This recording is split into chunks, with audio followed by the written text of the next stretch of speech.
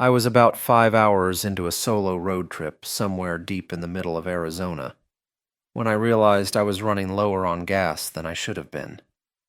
It was almost midnight, and the desert around me was nothing but flat, empty stretches of sand and scrub under a black sky.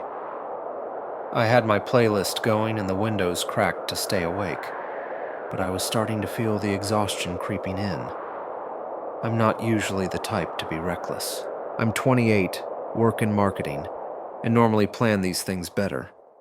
But this time, I misjudged how far apart the gas stations were, and when my low fuel light came on, I could feel the panic start in my chest. I didn't want to be that idiot stuck on the side of a deserted highway overnight. After a few anxious minutes, I finally saw a gas station come into view. It looked pretty run down, the kind of place you only see in movies, with a faded sign that said, Miles Gas, barely lit up by a flickering bulb. There were no cars around, and the little convenience store attached to it looked completely dark inside. Still, the pumps seemed to be working, so I pulled in and jumped out quickly. While I was filling the tank, I noticed a guy standing near the entrance to the store. He wasn't doing anything, just standing there with his arms hanging at his sides, watching me. I tried not to stare, telling myself he probably worked there, or maybe was just waiting for a ride. But something about the way he stood so still made my skin crawl. I focused hard on the pump, keeping my back half turned to him. As soon as I had enough gas to get back on the main highway, I hung up the nozzle and practically leapt back into my car. When I started the engine, I caught a glimpse of the guy waving slowly at me, but not like a normal wave. It was a sluggish, weird movement, like he didn't have full control of his arm. I didn't think twice. I threw the car into drive and took off, the tires squealing a little on the worn pavement. In the rearview mirror, I saw him standing exactly where he had been, still staring after me. For a few miles, I managed to convince myself that it wasn't that strange. Maybe he was just high or drunk or just weird. I tried to shake it off, humming along with the music and keeping my eyes glued to the dark highway ahead. The road stretched out endlessly in front of me, no other cars in sight. But then, maybe 10 minutes later, headlights appeared behind me. At first, I didn't think much of it. It's a highway after all. People have to drive on it. But after a minute, the lights didn't back off. They stayed right behind me, too close for comfort. I tapped the brakes lightly to send the universal "back off" signal, but instead, the car behind me sped up. When I glanced in the mirror, my stomach flipped.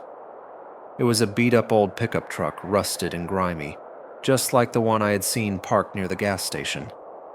I tried to tell myself it wasn't the same truck. Plenty of old trucks in Arizona, right? But the feeling in my gut said otherwise. I stayed calm, telling myself not to overreact. But when I took the next turnoff onto a smaller highway, just to see if they would keep following, the truck did the exact same thing without even hesitating. My hands gripped the steering wheel so tight they hurt. I kept driving, heart racing, trying to think logically. Maybe they were just heading the same way. Maybe this was all just coincidence, and my brain was working overtime because of that weird guy at the station. But then the truck started getting closer, edging up so close behind me I could barely see its headlights in my mirror anymore. They bumped my rear bumper once, not enough to spin me out, but enough to make my whole body go cold. I was scanning the road for anything. A police station, a rest stop, hell, even a fast food place. When I finally saw a sign for a rest area about a mile ahead. It wasn't much, but it was my best shot. I floored it, the engine screaming louder than I had ever heard it, and watched as the truck stayed glued to me. The mile to the rest stop felt endless. The road was bumpy, and my little Honda was struggling to stay steady at the speed I was going. I kept checking my mirrors, half expecting the truck to ram me off the road. The second the rest stop came into view, a cracked old parking lot with a tiny vending machine hut and a couple broken down benches. I swerved in and pulled into a spot, but the truck didn't follow. It kept driving past the entrance without slowing down, disappearing back into the darkness like it had never been there. I sat in my car for a long time, hands shaking, trying to get my breathing under control. There weren't any other cars parked there. The only lights were the flickering ones above the vending machines. I was completely alone again. I figured I should at least get some water and try to calm down before driving again. I grabbed some coins from my center console and made my way over to the vending machines, feeling exposed under the buzzing lights. When I bent down to pick up a dropped coin, I saw movement out of the corner of my eye. Across the lot, just beyond the reach of the lights, someone was standing there. No car, no noise, no anything. Just a figure barely visible in the dark. I straightened up slowly and stared. It was too far away to make out a face, but something about the shape, the posture, felt horribly familiar. It looked like the guy from the gas station, just standing there watching me. I didn't think. I backed up toward my car, never taking my eyes off him, unlocked the door, and slid inside. I slammed the locks down and peeled out of that parking lot like my life depended on it. I didn't stop again until I reached a real town almost 2 hours later. Even then, I kept looking over my shoulder, half expecting to see headlights in the dark. I still don't know how he got there ahead of me. I never saw another vehicle parked nearby. No one else ever came to that rest stop while I was there. And the truck that had been tailing me, never saw it again either. I don't know if there were more of them, or if it was just one guy messing with me. I don't even want to know. All I know is that if you're ever alone out there, somewhere in the middle of nowhere, and you see someone who doesn't seem right, keep driving, no matter what. When I graduated college, I figured delivering groceries would be a chill gig until I found a real job. I signed up for one of those apps, the ones where people send you lists and you drop the stuff at their door. Easy money, usually. That night was one of those sticky summer nights when the air feels heavy and everything's just off. I had been running deliveries around the city all day, dodging traffic, half-lost tourists, and drunk guys yelling from patios. I was about to call it quits around 10 when a new order popped up. Small one, too. Just bottled water, some snacks, a couple of frozen dinners. Barely any effort, and it paid well. The address was in this sketchy old apartment complex near the edge of the industrial district, where half the warehouses were abandoned and the streetlights buzzed like they were going to die any second. I hesitated, not gonna lie, but rent was due, so I accepted. The drive over was dead quiet, barely any cars, just the occasional flicker of headlights disappearing down cracked side roads. When I pulled up, the place looked even worse than I remembered. 3 stories of crumbling brick, rusted fire escapes, busted windows. The kind of place you picture when someone says, "Don't walk here alone at night." I double-checked the address on my phone. Apartment 2B. Easy enough. Grabbing the bag, I walked up the cracked steps. The security door hung open, swinging a little in the breeze. I didn't even have to buzz in, not that it looked like it worked anymore. The hallway inside smelled like old cigarettes and damp carpet. Flickering fluorescent lights lined the ceiling, buzzing louder with every step I took. As I passed 1A and 1B, I noticed something weird. The hallway cameras, the little black bubbles in the ceiling, were all smashed out. Just shattered plastic and dangling wires. I told myself it was just an old building, nothing to get freaked about. Still, I picked up the pace. Apartment 2B was at the far end of the second floor. I climbed the stairs fast, feeling like I was being watched, even though I knew that was just my mind playing tricks. I knocked on the door, setting the grocery bag down next to me. Nothing. I knocked again, louder. I was about to call the number listed when I heard shuffling from inside. Heavy steps, moving slow. A shadow passed by the peephole. Finally, the door creaked open just a few inches, the chain still on. I couldn't see much except part of someone's face, half hidden in the gloom. An eye watching me. No greeting. No thanks for the delivery. Just staring. Hey, I got your order? I said, trying to sound casual. The eye blinked once, slowly. Then the door shut again. The chain rattled. For a second I thought they were unlocking it, but instead, nothing. Total silence. I stood there, awkward as hell, waiting. Was this some weird game? That's when I heard it. A soft click behind me. I turned my head just a little and caught movement out of the corner of my eye. Down the hallway by the stairwell, someone had just stepped into view. A tall figure wearing dark clothes, hoodie up, just standing there, watching me. I felt a jolt of nerves, but I forced a polite half-smile and turned back to the door, knocking again. Hey, if you don't want it, I can just... No response. When I looked back toward the stairs, the hallway was empty again. No sound of footsteps, no doors creaking. Nothing. My heart started beating faster. Something felt seriously wrong. I picked up the bag and decided, screw it, I was out of there. Maybe the guy inside was high. Maybe it was a prank. Whatever it wasn't worth it. I made it halfway down the hall when I heard the soft creak of the apartment door swinging open behind me. I didn't turn around. I just kept walking, fast, but trying not to look like I was sprinting for my life. As I hit the stairwell, the hair on the back of my neck stood straight up. I knew someone was following me. And when I reached the bottom of the stairs and pushed the busted door open into the night air, I heard the heavy stomp of boots picking up speed right behind me. I bolted across the cracked parking lot, the plastic grocery bag swinging wildly in one hand. I didn't even know where I was running to. My car was parked all the way on the far side, under the one streetlight that still worked. I could hear footsteps pounding behind me now, heavier, faster.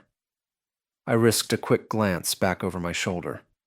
There were two figures now, both in dark hoodies, moving like they meant business. No hesitation, no yelling, no warnings, just chasing me. My keys were already in my hand, and I thanked every lucky star for that. I fumbled to hit the unlock button as I sprinted. The car beeped once, the sweetest sound I'd ever heard. I yanked the door open, dove inside, and slammed it shut, just as one of them reached out and grabbed at the handle. He pulled, yanking hard, but I had already jammed the locks down. His face, shadowed under the hoodie, pressed against the glass for a second. I couldn't see much, just a glimpse of pale skin and wide, frantic eyes. I didn't wait. I fired up the engine, threw the car into reverse so hard the tires screeched, and peeled backward out of the spot. One of the guys chased after me, pounding a fist on the trunk. But I twisted the wheel and gunned it down the potholed driveway, almost hitting the curb. In the rearview mirror, I caught a last glimpse of them, just standing there at the edge of the lot, watching me speed away. They didn't chase, didn't yell, didn't even flinch, just stood there, staring. I didn't slow down until I was 3 blocks away, heart pounding so hard it made my chest hurt. I pulled into the parking lot of a closed gas station and sat there for a second. trying to get my breathing under control. That's when my phone buzzed. I jumped so hard I almost threw it.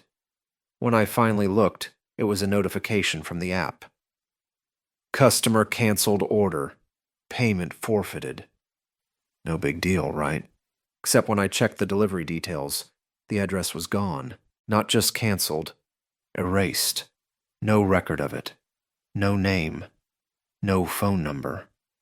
It was like the order had never existed.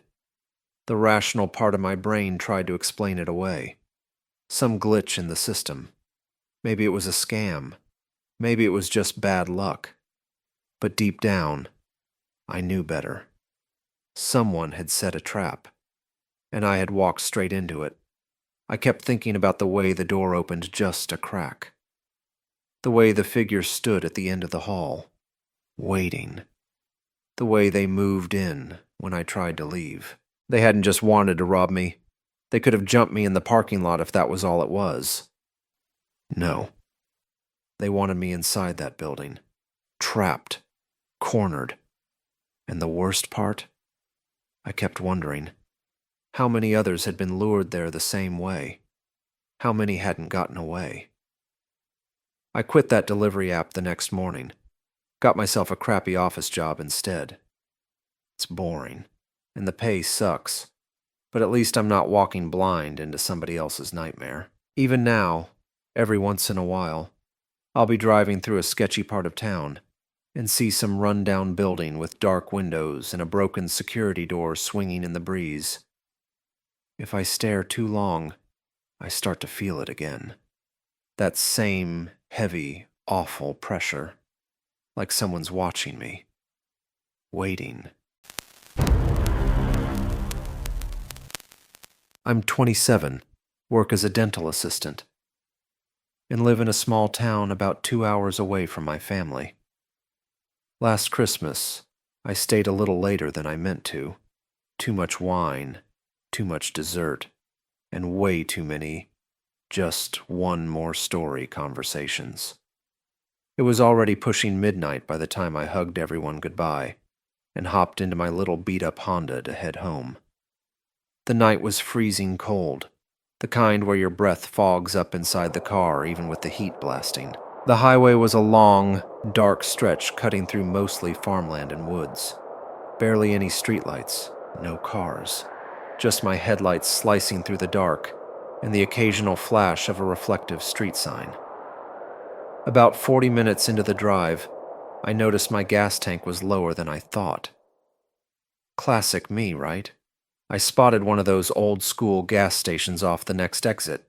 You know, the kind with just 2 pumps, a tiny building, and a single flickering light overhead. It looked like it belonged in a horror movie, but I figured it was either stop there or risk getting stranded halfway home. I pulled in and parked under the buzzing light. The store itself was closed, metal shutters down over the windows, but the pumps were still on, thank God. I got out, shoved my hands deep into my jacket pockets, and started filling up. That's when I noticed the truck. It was an old, beat-up pickup, parked way off to the side near the edge of the lot, tucked almost into the tree line. No lights on, no engine running, no movement. Just sitting there. At first, I figured it belonged to an employee or maybe someone who lived nearby. No big deal. But after a minute, as I topped off the tank and clicked the nozzle back, I felt it. That prickling, crawling feeling on the back of your neck when you know someone's watching you. I casually glanced over. There was a man standing next to the truck. He was half hidden in the shadows, just standing there, facing me. I couldn't make out his features, but his posture was all wrong. Stiff, almost hunched, like he was trying not to be seen, but couldn't resist looking. I told myself not to freak out. I yanked the receipt from the machine, climbed back into my car, and locked the doors immediately. I cranked the heat and tried to laugh it off. Maybe he was just taking a smoke break. Maybe he was just another traveler, stuck in the middle of nowhere like me. But when I pulled out of the lot and merged back onto the highway, I checked my mirror and saw headlights flicker on behind me. The pickup truck, following me. I tried to keep calm. It was probably just a coincidence. Maybe he needed gas too and had been waiting his turn. Maybe he lived in the next town over. But no matter how much I tried to rationalize it, my gut twisted tighter and tighter as the minutes dragged on. Because he was matching every move I made. When I sped up, he sped up. When I switched lanes, he switched lanes. When I took the off-ramp to a smaller road leading through the woods, a shortcut I always took to avoid the main highway, he followed right after me. The road got narrower, the trees pressing in closer, the headlights behind me staying the exact same distance, no matter how fast I went. My hands were clamped so tight around the steering wheel, my knuckles went white. I kept telling myself I was being dramatic, that I was just tired, that it was nothing. But deep down, I knew something was wrong. I kept driving, heart pounding, mouth dry, trying to think. I didn't want to lead this guy straight to my house, and there were no other cars out here to flag down for help. Just woods, an endless 2-lane road, and a guy tailing me too close for comfort. A few miles ahead, I remembered an old turnout, a small gravel path leading to a clearing people used for hunting in the fall. It was just past a sharp bend in the road. No lights, no signs. If I could hit that curve fast enough and kill my headlights, maybe he'd miss it. Maybe I could lose him. I gunned it. The trees blurred past, my tires whining on the frozen pavement. I slammed the wheel hard to the right at the last second and shot into the turnout, killing the lights as soon as my car was hidden under the canopy of trees. I barely managed to stop without fishtailing into a ditch. I held my breath, gripping the wheel, praying he hadn't seen me. The truck roared past the main road a second later, engine growling, tail lights bleeding red into the night before disappearing around the bend. I sat there for a minute, heart jackhammering so hard it hurt. It worked. I actually lost him. Or so I thought. I was about to restart the car and turn around when I heard it. The slow crunch of tires on gravel. From behind me. I froze. In the rearview mirror I saw nothing.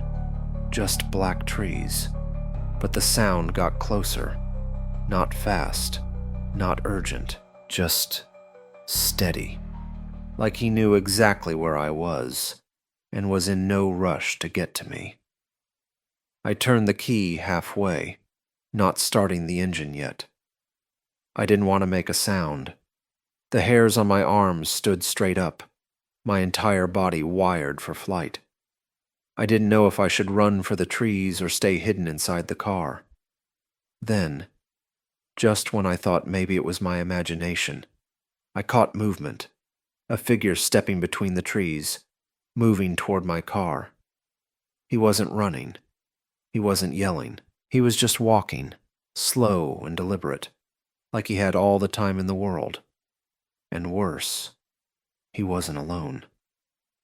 Another shape moved behind him. 2 men, maybe more. I couldn't tell in the dark. I didn't think. I started the engine, slammed it into reverse, and tore out of there, gravel spraying everywhere. I fishtailed back onto the road, headlights bouncing wildly, and floored it. I didn't look back. I didn't want to know if they were chasing me.